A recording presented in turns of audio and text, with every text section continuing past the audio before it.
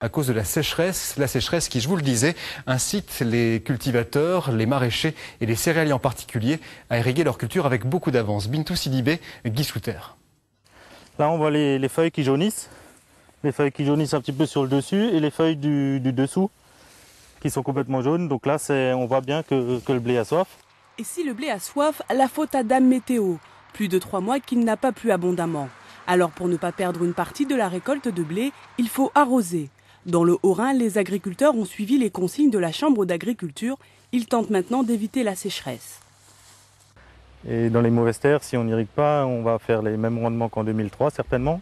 Donc qui sont de l'ordre de 50% d'un rendement habituel. Et pour les semis de maïs, pour l'instant l'humidité est suffisante. Mais il faudrait quand même bientôt une pluie qui apparemment ne s'annonce pas encore.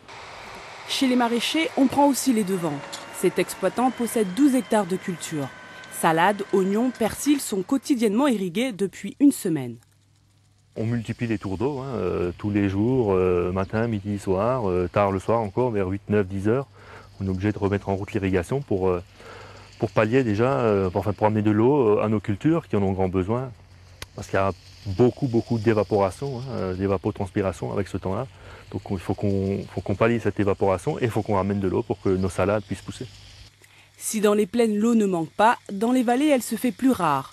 Et la situation n'est pas près de s'améliorer car les prochains jours s'annoncent très chauds.